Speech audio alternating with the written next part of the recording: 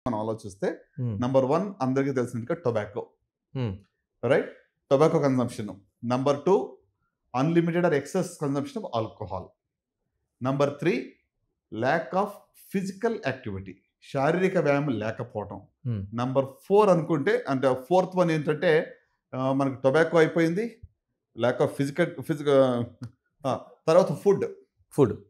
అంటే fatty diet కానివ్వండి, unhealthy diet. హ్మ్. ఆరోగ్యమునికి హాని చేసేటువంటి ఆహారం తీసుకోవడం. అందులో అందుకే చాలామంది అంటారు కదా! You are what you eat. మనం ఏం తింటామో అది అవుతాం అనమాట. Okay. So, tobacco, unhealthy diet, alcohol, lack of physical activity. ఈ 4 రిస్క్ ఫ్యాక్టర్స్. హ్మ్. నేనెందుకు దీన్ని స్ట్రెస్ చేస్తున్నానంటే ఈ 4 కూడా మోడిఫైయబుల్ రిస్క్ ఫ్యాక్టర్స్. ఓకే. అంటే ఇది జెనెటిక్‌గా వచ్చింది కాదు. ఓకే.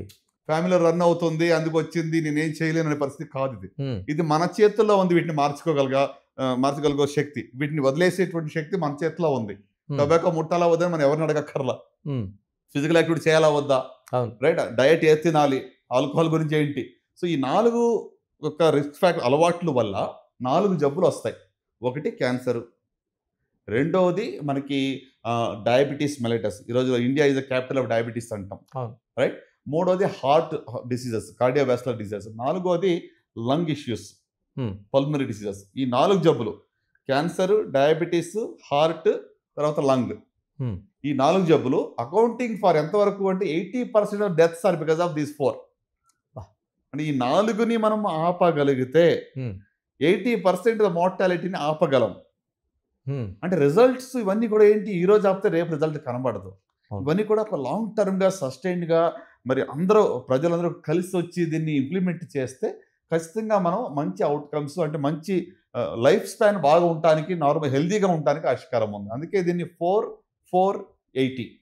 బావుంది. 4 modifiable risk factors lead to 4 non communicable diseases accounting for 80% of the mortalities. So, hmm. దీన్ని మార్చుకోగలిగితే నా యొక్క special message especially big TV ప్రేక్షకులకి ఏంటంటే, ఈ 4 మోడిఫైయబుల్ రిస్క్ ఫ్యాక్టర్స్ మీలో ఉన్నాయా? హ్మ్. ఉంటే దయచేసి మానేయండి. మార్చుకోండి లైఫ్ స్టైల్. మీకు మీరు మేలు చేసుకుంటున్నారు. సమాజానికి మేలు చేస్తారు. దేశానికి ఎంతో మేలు చేస్తున్నట్టు. అంటే ఉన్న రెండిట్లో కూడాని అంటే పర్యావరణం ఎంత కారణమవుతుంది? మన జన్యుపరంగా వచ్చేది ఎంత కారణమవుతుందండి?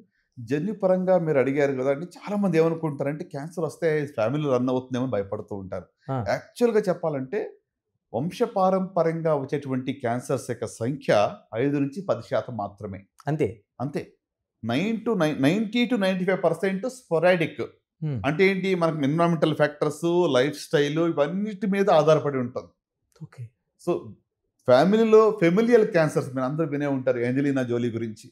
ఫేమస్ అవును. యాక్ట్రెస్. ఆమెకేంటి హెరిడిటరీ బ్రెస్ట్ క్యాన్సర్ సిండ్రోమ్ ఉండింది. వాళ్ళ మదర్‌కుంది, వాళ్ళ అత్తకుంది, బ్రాకా జీన్ పాజిటివ్ ఉండింది. సో, కాబట్టి తనకి కూడా క్యాన్సర్ భవిష్యత్తులో వస్తదని చెప్పి రోమో ఆపరేషన్ చేయించుకుంది. అలాగే ఓవరీస్ కూడా తీపిచ్చేసుకుంది తను. సో, ఇది ప్రొఫిలాక్టిక్ సర్జరీ అంటే ముంజాగ్రత్తగా ఫ్యామిలీలో రన్ అయ్యే క్యాన్సర్ రాకూడదని. తనకెందుకు అంటే ఫ్యామిలీలో ఆ జీన్ పాజిటివ్ ఓకే. ఉంది.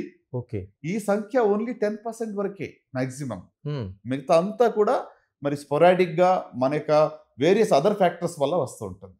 ఎప్పుడు మీరు